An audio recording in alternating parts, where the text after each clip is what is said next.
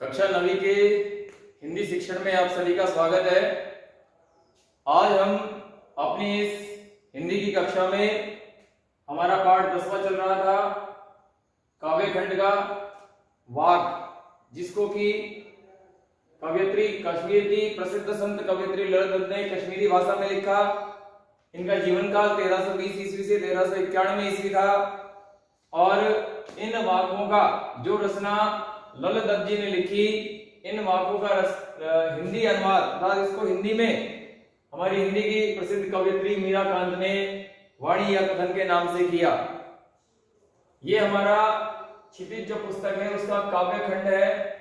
काव्य खंड का ये हमारा 10वां पाठ है। 9वां पाठ हमने कबीरदास जी का पढ़ा था, ये 10वां पाठ है। हमने कल की कक्षा में पहला और दूसरा दो भाग इसके पढ़े। आज हम इसी पाठ का जो तीसरा और जो चौथा वाक है, हमारी जो बात है, वाणी है, जो कथन है, वो हम पढ़ेंगे।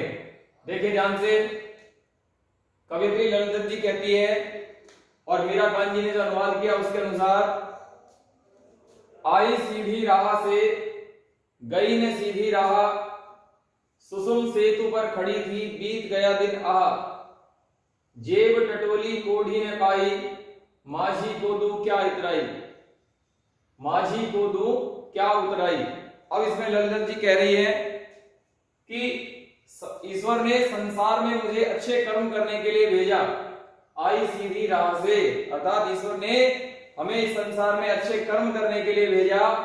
गई ने सीधी राह, लेकिन इस सांसारिक विषय वासनाओं, भोग विलास और सांसारिक जो संकीर्णताएं हैं उनमें पड़ करके मैं ईश्वर को भूल गई, अर्थात मैंने जो कार्य करने के लिए उन्होंने मुझे भेजा था उस कार्य को मैं नहीं कर पाई था, सीधी राह में मैं नहीं चल पाई। सुसुम सेतु पर खड़ी थी बीत गया दिन आह। सुसुम सेतु का अर्थ होता है हमारे शरीर में सुषुम्ना नामक एक नाड़ी होती है, इडा, पिंगला और सुषुम्ना नाड़ियां होती हैं, नसें जिसको हम बोलते हैं। तो सुसुम सेतु नाड़ी रूपी यानी हठ योग की जो विद्या होती है, हठ योग की विद्या नाड़ियों के रूप में की जाती है और नाड़ी से ही ईश्वर की प्राप्ति की जाती है। अगर हमने उनको वश में कर लिया, और इंद्रियों से संबंधित ये बात होती है, अगर हमने हमारी इंद्रियों को वश में कर लिया तो हमें ईश्वर की प्राप्ति हो सकती है। तो क्या कह रही है कि मैं सुसुम सेतु पर, मैं इंद्रिय रूपी सेतु पर, पुल पर खड़ी थी, अर्थात मुझे बताया गया था कि आप अगर यह कार्य करोगे तो ईश्वर की आपसे प्राप्ति हो जाएगी, लेकिन मैं उसको नहीं कर पाई। वहीं पर मैं खड़ी खड़ी उसको देखती रही। बीत गया दिन आह, इसी में मेरा पूरा दिन बीत गया था, मेरा पूरा जीवन, संपूर्ण जीवन ही मेरा पूरा व्यतीत हो गया। फिर अंत में जब जीवन का अंत समय आया तो कवयित्री क्या कह रही है कि जेब टटोली कोढ़ी ने पाई, माझी को दू क्या उतराई। कि अंत समय में जब मेरा मृत्यु का क्षण नजदीक आया तो मैंने अपने जीवन में झांक करके देखा कि मैंने क्या क्या पुण्य कार्य किए हैं और उस ईश्वर को मैं क्या समर्पण करूंगी।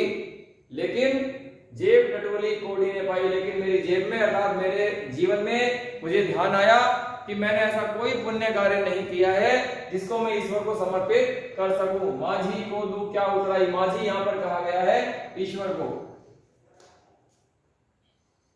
यानी संसार सागर से पार लगाने वाले।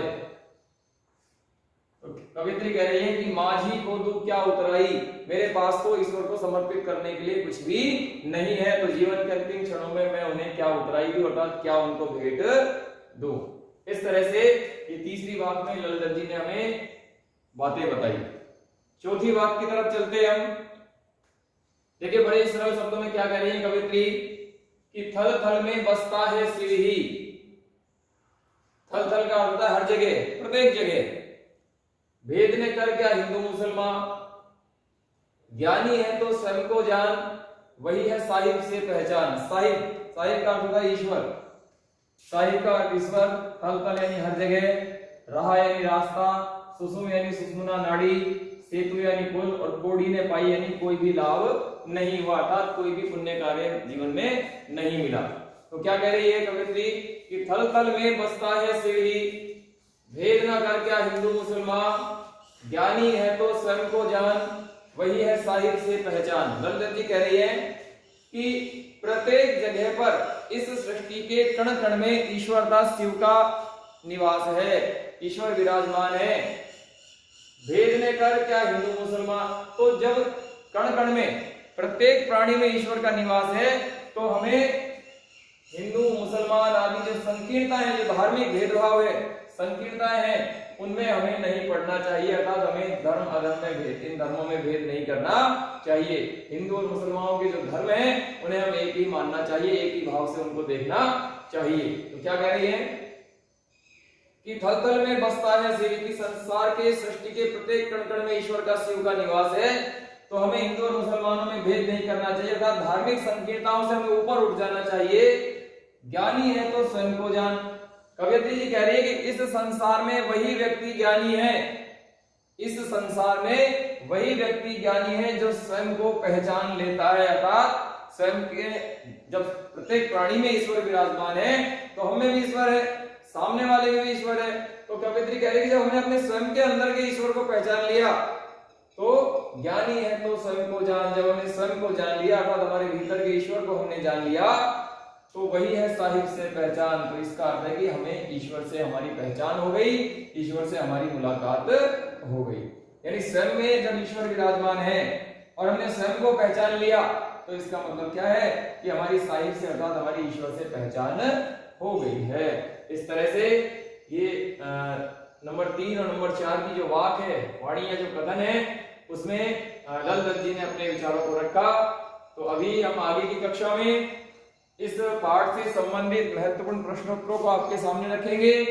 आप इसे अपने संग्रह में रखें और अगर आप प्रयास करके इसे सह व्याख्या के रूप में करेंगे तो ये आपको बहुत ही आगे लाभ देने वाली है। तो इस कक्षा से आप जुड़े रहें, स्वस्थ रहें, प्रसन्न रहें और एकाग्रता से पढ़ते रहें। जय हिंद, जय भारत।